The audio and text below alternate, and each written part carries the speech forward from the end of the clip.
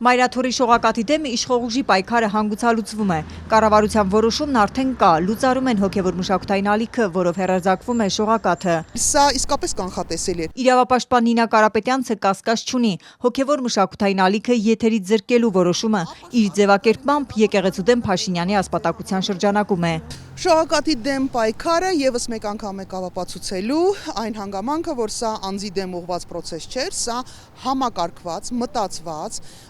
կանոնակարգված, ուղղորդվող գործողություններին հայ առաքելական Սուրբ եկեղեցու դեմ։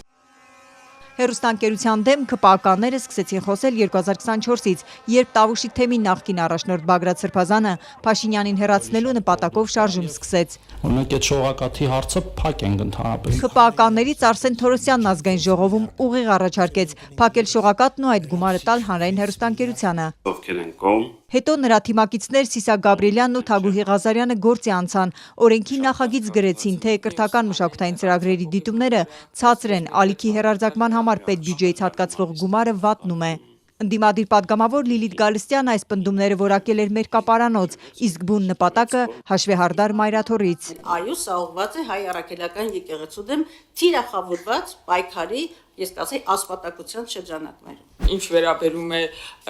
պետության դեմ եկեղեցու ասպատակությանը, ես դա չեմ մեկնաբանի, շնորհակալություն։ Անգամ եթե լինեն ցուցանիշներ, անգամ եթե դա իսկապես ցածր վարկանիշ ունեցող կամ ցածր դիտելիություն ունեցող կանալ լիներ, երբ որ խոսքը գնում է քո ինքնության պահպանման էլեմենտների մասին, հնարավորությունների գործիքակազմերի մասին, այո, դու պիտի կարողանաս ներդնես։ Դու որպես պետություն պիտի կարողանաս ներդնես այն ամեն հարթակում, ամեն վայրում, ամեն միջոց, ամեն գործիք պիտի սատարես, որպեսզի կարողանաս քո ինքնությունը մի փոքր դետալով, մի փոքր բանով ավելացնել։ Պետական միջոցների հաշվին հեռարձակվում են հանրային հեռուստաընկերությունը, լրատվական ալիքն ու հոգևոր մշակութային կրթական շողակաթը։ Կառավարության որոշմամբ հոգևոր կրթական ալիքն էլ չի լինի։ Հանրային հեռարձակման բուն էությունը եւ նպատակը նա է, որ դու չես նայում, թե քանի հոգի է դրանից օգտվում, դու միևնույնն է տալիս ես, որովհետեւ համարում ես դա արժեք։ Հանրային հեռարձակողի խորհուրդը հենց սկզբից էր դեմ ԿՊԱ-ականների ծրագրին։ Դիրքորոշում էին հայտնել, թե իշխանականների օրենսդրական փոփոխությունից հետո մշակութային ու կրթական բովանդակության տարածումը հանրապետական ծածկույթ ապահովող հանրային մուլտիպլեքսով այլևս երաշխավորված չի լինելու։ Մասնագիտական խորհրդի կարծիքն իշխանությունը հաշվի չառավ։ Ես ուրախ եմ, որ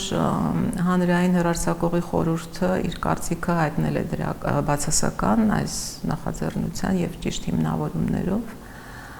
որի համար շնորհակալ ենք։ Փաշինյանի թիմակիցների այս քայլի քաղաքական դրդապատճառների մասին շողակաթի տնօրենը չէր ցանկացել խոսել։ Ինչ են անելու, հոգևոր մշակութային ծրագրերի թողարկումը շարունակելու են ու ինչ ճանապարհով։ Այսօր շողակաթից ճշտել չհաջողվեց։ Կառավարության այսօրվա օրակարգում հայ առաքելական եկեղեցուն առնչվող մի նախագիծ էլ կար։ Այսուհետ համայնքային ու պետական հողերը եկեղեցիների շինարարության ու սպասարկման համար կտրամադրվի ոչ թե անհատույց սեփականության իրավունքով, այլ միայն անհատույց օգտագործման իրավունքով։